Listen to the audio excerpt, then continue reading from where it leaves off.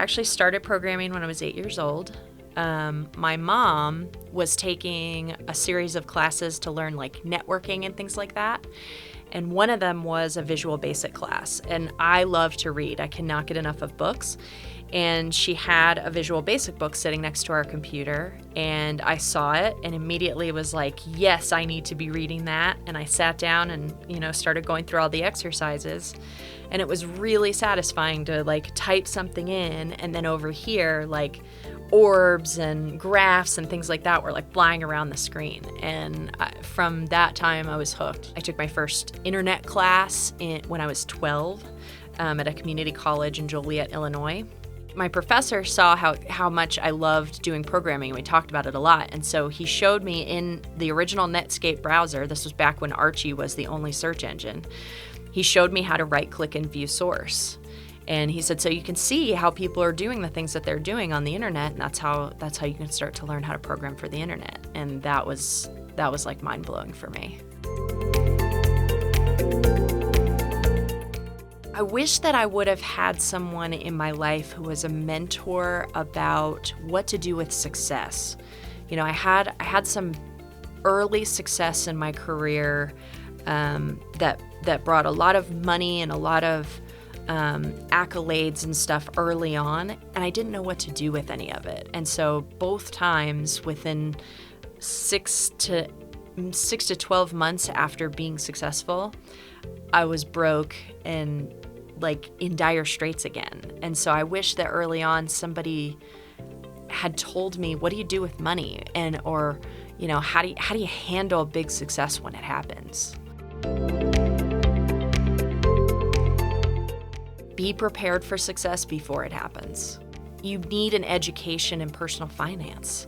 I mean, I think about all the schools that I went to and all the colleges that I went to and all of the education that I received, and none of it prepared me for the first really major thing that happened in my life, which was selling my first company. I was completely unprepared. And I literally, it was 9 months later, I was living in my car and scratching my head going, what happened? How did I get here?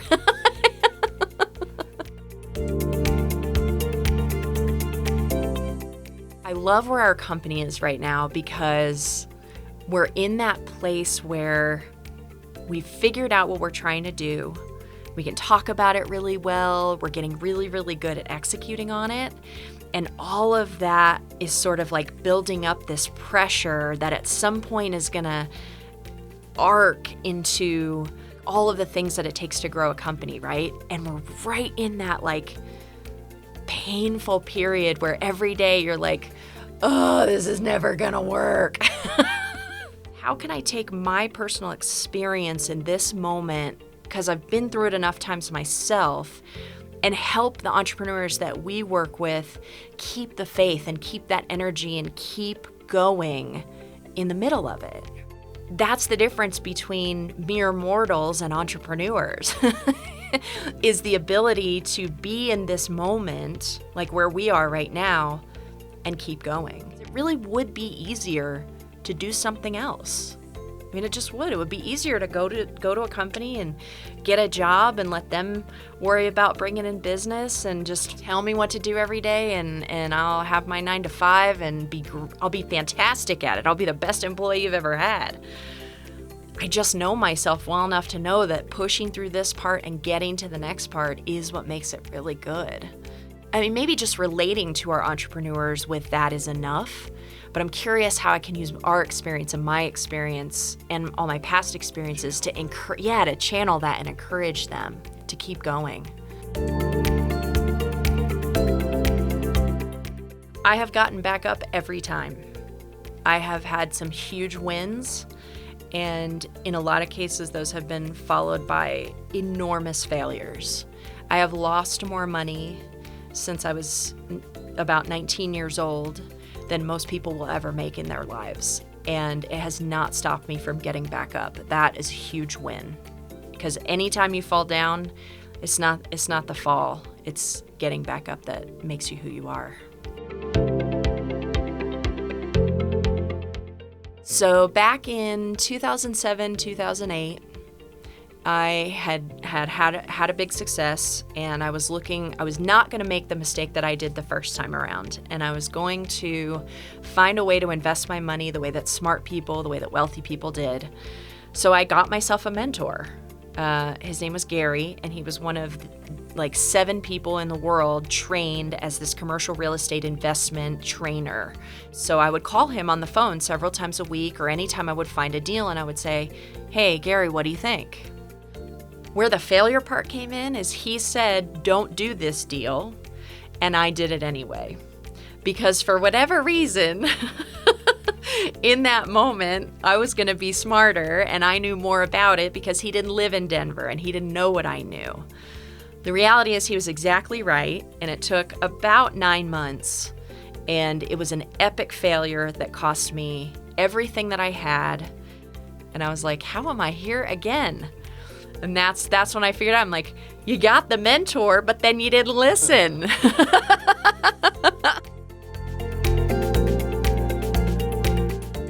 My goal in life is to dramatically reduce the number of times a person who knows me can say, I spent $200,000 in 5 years of my life trying to get this business off the ground, and I have nothing to show for it. I want to give people the opportunity to find that out with as little time and money invested as possible, because then they'll keep the spark. You know, if it takes you 5 years and $200,000 and you have to mortgage your house to get to the point where you realize your business isn't viable, you're probably never going to do that again. But if you take a couple months and a few $1,000s and figure it out, that might get you excited for whatever the next idea is. And that is what is so exciting. That is what lights me up. That's what gets me out of bed every morning, is like, today, an entrepreneur is not going to lose their spark. They're not going to lose their retirement. They're not going to lose their marriage, because I get to help them not make the mistakes that I made, or prevent some of the things that I've seen other people do in their businesses. And that's what's so exciting. It's like, you never know. Yeah, when we start out with people, they have an idea, and we sort of evaluate it and judge it and look at it and whatever. You never know what's going to be the big one. You know, what's going to be the thing that revolutionizes the way that people think about a particular industry or the way they see something. You just never know what that's going to be, and it's so exciting. For me, getting involved with people who are idea people, that's where the fun is. Because they're like, here's the vision. I'm like, give me all the vision, and then let me help you figure out how to make it happen, because that's what I'm good at. I would love to be a rock star. I don't know that I could handle that life. But there was a time for about 5 years when I put everything I had into doing that and pursuing that. And I did an album, and I did some touring, and I actually sold a fair number of CDs in Canada, which if I'd thought about it and had the sort of insight at the time, I probably would have toured in Canada and maybe could have built a career there. But yeah, I would really love to be a rock star.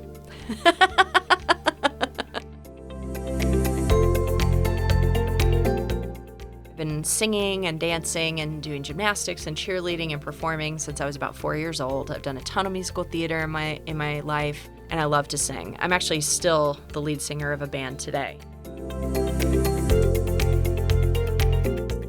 I love Nickelback. Everyone's such haters on Nickelback. I love that band, and I loved them when they were more heavy metal, and I loved them when they did the transition into pop, and I love the way they write their lyrics, and they're fun live. I went and saw Zac Brown live, and I was like, could this be more boring? He stands there with that stupid beanie on his head, and he's playing his guitar, and it's just boring. Nickelback's exciting. Like, I don't know why people are all haters.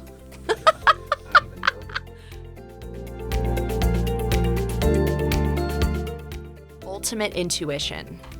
I think it's something that we all have, and everybody sort of taps into it with varying degrees of success and trust and faith and whatever. If I could have a superpower, that would be mine, would be to know how to listen to my inner self and to trust what I hear every time.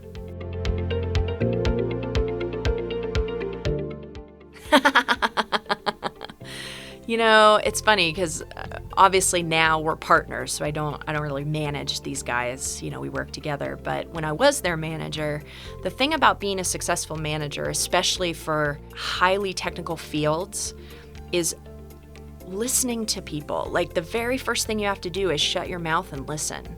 Because if you're not listening, you're doing all the talking. You're missing all the cues and all the information that people are trying to give you about how to make them successful. Your job as a manager is to move obstacles. It's to get as much cruft out of the way as possible so that people can do the thing that they're talented at, that they're passionate about, that they're really great at, the thing you hired them for. And they can do it brilliantly when they know that you've got their back. I think management skills can be taught, but I think a lot of the people that we find who are natural entrepreneurs and naturally successful at running a business innately and intuitively have these skills. You rarely have to give them that sort of coaching about what's missing for their people, because they see it and they intuitively are trying to, oh, you know what, you don't need to be doing that. You go focus on that thing you're really good at.